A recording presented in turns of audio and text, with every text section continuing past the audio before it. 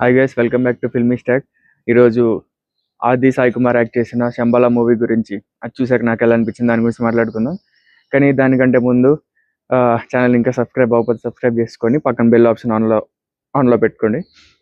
ఈ 1 వీక్లో 150 సబ్స్క్రైబర్స్ అనుకున్నాం. ఆ టార్గెట్ కంప్లీట్ అవుతుందని కోరుకుంటున్నాను. అండ్ ఆల్రెడీ సబ్స్క్రైబ్ చేసిన అందరికీ thank you so much. First movie theme గురించి మాట్లాడుకుందాం. ఒక ఊర్లో ఒక ఉల్క పడిన తర్వాత నుంచి ఒక ప్రాబ్లం క్రియేట్ అవుతుంది. ఆ ప్రాబ్లమ్ని ఆ ఉల్కని పరీక్షించడానికి వచ్చిన ఒక సైంటిస్ట్ విక్రమ్ ఎలా సాల్వ్ చేశాడు, అండ్ ఈ స్టోరీకి 1000 years బ్యాక్ జరిగిన ఒక స్టోరీకి కనెక్షన్ ఏంటి, ఈ కాన్సెప్ట్ చాలా బాగుంది. అది డీటెయిల్గా మాట్లాడుకుందాం. మూవీ నాకు ఎలా అనిపించిందంటే చాలా బాగుండాలని కోరుకున్న మూవీ ఇది. ప్రీవియస్ మూవీస్తో కంపేర్ చేసుకుంటే ఆది గారివి బాగానే ఉంది, కానీ నాకు అంత నచ్చలేదు. ఫస్ట్ పాజిటివ్స్ గురించి మాట్లాడుకుందాం. Main positive concept. వాళ్ళు అనుకున్న కాన్సెప్ట్ అంటే ఒక 3 టైమ్ లైన్స్ని కనెక్ట్ చేశారు. శివుడికి అంతకాసుడికి జరిగే యుద్ధం, నెక్స్ట్ ఒక 1000 years బ్యాక్ జరిగిన ఒక స్టోరీ, అండ్ ప్రెజెంట్ స్టోరీ. ఈ మూడింటిని చాలా బాగా కనెక్ట్ చేశారు. అండ్ సెటప్, పే ఆఫ్స్ అన్ని చాలా బాగున్నాయి. కరెక్ట్గా మూవీ తీసుంటే విరూపాక్ష, అప్పుడు రిలీజ్ అయిన విరూపాక్ష ఆ రేంజ్లో ఆడాల్సిన మూవీ వేస్ట్ చేశారు అనిపించింది మంచి కాన్సెప్ట్ని. నెక్స్ట్ స్టార్టింగ్లో క్యారెక్టర్ ఇంట్రడక్షన్స్కి ఒక సాంగ్ పెట్టుకున్నారు. అంటే ఒక సాంగ్లో క్యారెక్టర్స్ని ఇంట్రడ్యూస్ చేశారు. అది కూడా బాగుంది. అది ఎందుకంటే తర్వాత తెలుస్తుంది వాళ్ళని ఎందుకు అలా ఇంట్రడ్యూస్ చేశారని. తర్వాత తెలుస్తుంది. అది సెటప్ చాలా ఫాస్ట్గా సాంగ్లో ఇంట్రడ్యూస్ చేశారు. అది బాగుంది. నెక్స్ట్ ఆది గారు తనకంటే వేరే వాళ్ళకి స్కోప్ ఎక్కువ ఉంది యాక్టింగ్కి. దీంట్లో తనకి ఇచ్చిన దాంట్లో తను చాలా బాగా చేశారు. అంటే 80s 90s ఆ టైంలో పెట్టుకున్న సెటప్, ఆ గెటప్ అదంతా చాలా బాగుంది. నెక్స్ట్ రవివర్మ గారు అంటే చాలా మూవీస్లో క్యారెక్టర్ ఆర్టిస్ట్గా చేశారు. ఆయన మాత్రం పెర్ఫార్మెన్స్ చాలా బాగా చేశారు. ఒక యాక్షన్ సీన్ అంటే ఫస్ట్ హాఫ్ మొత్తం హీరోని తను కొంచెం డామినేట్ చేశారని చెప్పొచ్చు. చాలా బాగా చేశారు. ఆయనతో పాటు లక్ష్మణ్ మీసాల అంటే మన మంగళవారంలో ఉంటారు, బ్లైండ్గా చేశారు. దీంట్లో కూడా కొంచెం ఆ టైప్లోనే ఉంది క్యారెక్టర్. ఆయనది కూడా చాలా బాగుంది. ఇంకా మ్యూజిక్, శ్రీచరణ్ పాకాల తను అండర్ రేటెడ్ మ్యూజిషియన్ అని నాకు అనిపిస్తుంది. తను మంచి బీజిఎమ్స్ చాలా బాగా ఇస్తాడు.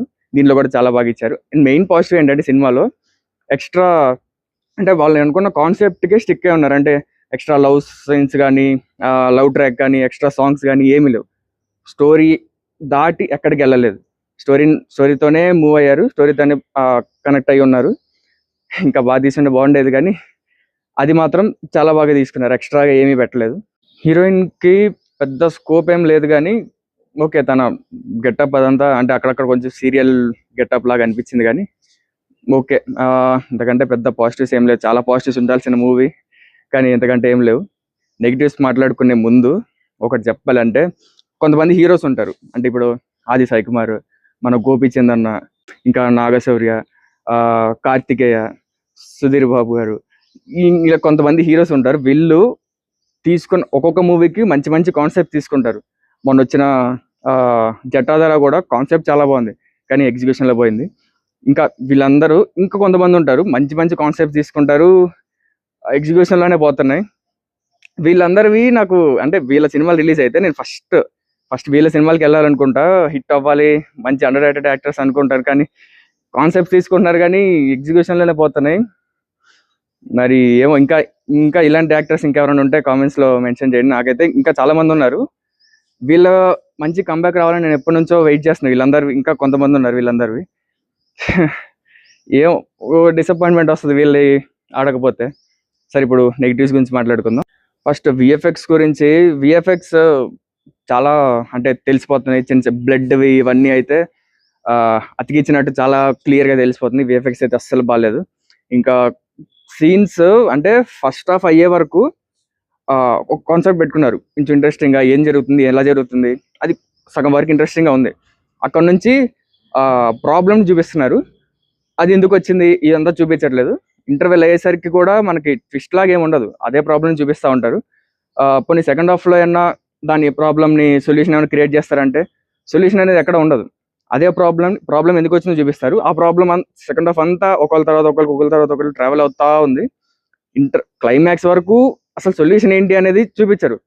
అంటే వాళ్ళ ఆ ఊర్లో ఉన్న ఒక పూజారి సొల్యూషన్ చెప్తారు, కానీ దానికి అడ్డుపడతా ఉంటారు.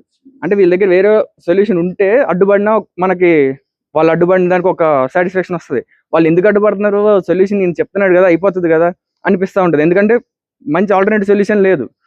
కొన్ని క్లైమాక్స్లో మంచి సొల్యూషన్తో వచ్చారంటే నాకైతే చాలా సిల్లీగా అనిపించింది. అంటే ఫాస్ట్గా అయిపోతుంది.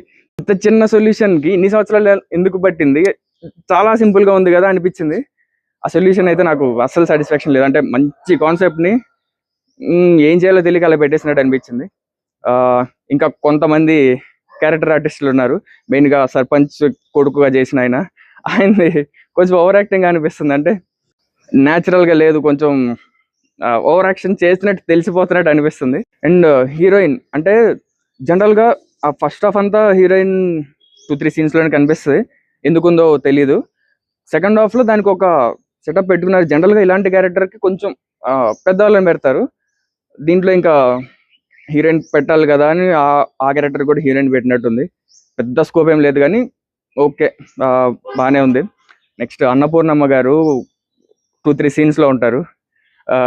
నాకు సెకండ్ హాఫ్లో అంటే క్లైమాక్స్లో సొల్యూషన్ ఆమె ఏం చేస్తారంటే పూజారి సొల్యూషన్స్ చేస్తారు, దాన్ని తను డిస్ట్రాక్ట్ చేస్తూ ఉంటుంది.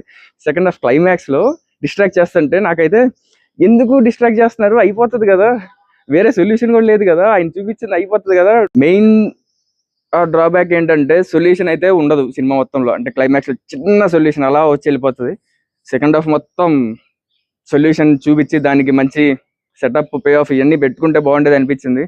ప్రాబ్లమ్నే చూపించిందే మళ్ళీ ఒకరి తర్వాత ఒకరికి ఆ ప్రాబ్లంతోనే ట్రావెల్ అవుతారు, కానీ సొల్యూషన్ అయితే ఎక్కడ రాదు. లాస్ట్లో అలా అయిపోతుంది సొల్యూషన్.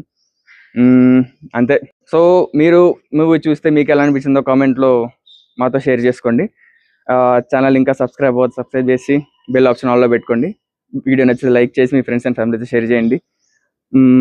నెక్స్ట్ ఛాంపియన్ రివ్యూతో కలుసుకుందాం. Stay tune to Filmy Stack. Bye.